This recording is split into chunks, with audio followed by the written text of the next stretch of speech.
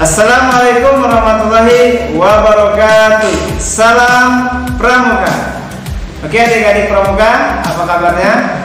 Insya Allah hari ini Kak Erik akan menjelaskan tentang sejarah kepramukaan dunia dan Indonesia. Siapa sih pencetus kepramukaan dunia? Pasti adik-adik penasaran. Kita lihat cuplikan berikut. Yang sering kita kenal dengan nama Baden-Powell.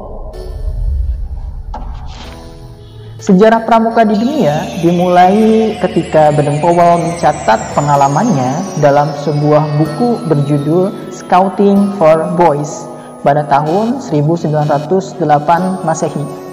Buku itu sengaja dibuat sebagai panduan dalam acara perkemahan yang dirintisnya.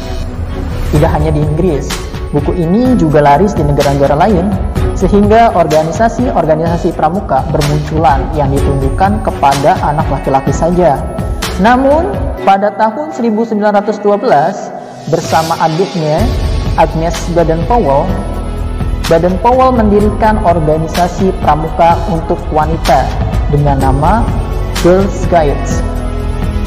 Pada tahun 1916, didirikanlah organisasi pramuka untuk usia siaga.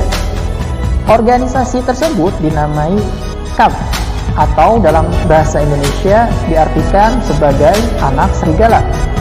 Kemudian pada tahun 1918 Masehi didirikanlah Rover Scout yang merupakan kelompok untuk remaja berusia 17 tahun. Dan pada tahun 1922 Masehi Baden-Powell kembali mempublikasikan buku Roving to Success atau dalam bahasa Indonesia berarti mengembara menuju bahagia, di mana buku tersebut bercerita tentang seorang pemuda yang sesegera mungkin mengayuh perahu sampannya menuju pantai bahagia. Tanggal 30 Juli sampai tanggal 8 Agustus 1920 Masehi di Olympic Hall, London, sejumlah 800 orang partisipan pramuka melakukan jambore dunia untuk pertama kalinya. Jambore ini diikuti oleh lebih dari 30 negara, dan dalam acara tersebut Baden-Powell dinobatkan sebagai Bapak Pandu Dunia atau yang dikenal dengan istilah Chief Scout of the World.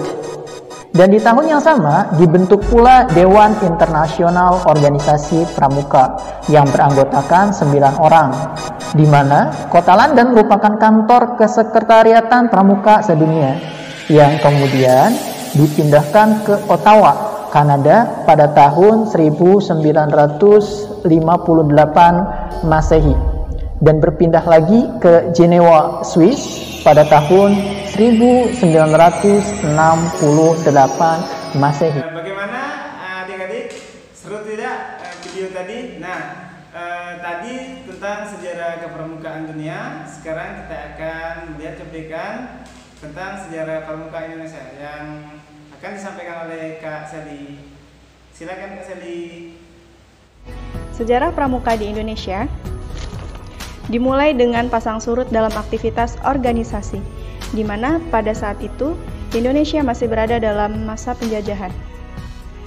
Sehingga Indonesia dikenal dengan 3 masa pramuka, yaitu Gerakan Pramuka pada masa penjajahan Belanda, Gerakan Pramuka pada masa penjajahan Jepang, dan Gerakan Indonesia setelah Indonesia merdeka. Sejarah pramuka Indonesia pada masa penjajahan Belanda. Gerakan kepramukaan ini dibawa oleh Belanda ke Indonesia pada masa kolonial.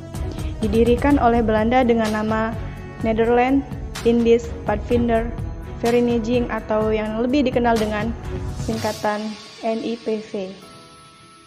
Dalam bahasa Indonesia dikenal dengan Persatuan Pandu-Pandu Hindia Belanda. Beberapa tokoh menganggap organisasi ini bisa membentuk karakter masyarakat yang saat itu masih dijajah, sehingga beberapa organisasi lain juga didirikan. Kemudian, setelah Sumpah Pemuda, kesadaran masyarakat Indonesia semakin meningkat, hingga beberapa organisasi kepanduan bergabung. Pada tahun 1930, terbentuk Pandu Pemuda Sumatera atau yang disingkat dengan PPS. Tahun 1931, terbentuk Persatuan Antarpandu Indonesia. Kemudian, pada tahun 1936 berubah nama menjadi Badan Pusat Persaudaraan Kepramukaan Indonesia atau yang disingkat dengan BPPKI. BPPKI melakukan kegiatan Perkino atau Perkemahan Kepanduan Indonesia Umum. Perkemahan inilah yang menjadi cikal bakal pelaksanaan kegiatan Jambore hingga sekarang. Kemudian, sejarah pramuka Indonesia pada masa penjajahan Jepang. Pada masa penjajahan Jepang, gerakan pramuka terus bertahan. Namun, ketika masa Perang Dunia Kedua, tentara Jepang melakukan penyerangan pada Belanda, sehingga banyak tokoh kepanduan Indonesia yang ditarik masuk Keibondan, Peta, dan Seinendan, yang merupakan organisasi bentukan Jepang yang digunakan untuk mendukung tentara Jepang. Bahkan, Jepang juga melarang berdirinya partai dan organisasi rakyat Indonesia. Tidak hanya itu, Jepang menganggap gerakan kepanduan merupakan organisasi berbahaya karena dapat meningkatkan semangat persatuan dan kesatuan rakyat Indonesia. Meski demikian, hal tersebut tidak menyurutkan semangat kepanduan Indonesia untuk menjalankan Perkino II dalam perjuangan kemerdekaan Indonesia mengusir tentara Jepang. Selanjutnya, sejarah pramuka Indonesia pada zaman kemerdekaan. Tidak lama setelah Indonesia merdeka, yaitu pada tanggal 28 Desember 1945, didirikan Organisasi Pandu Rakyat Indonesia di Kota Solo.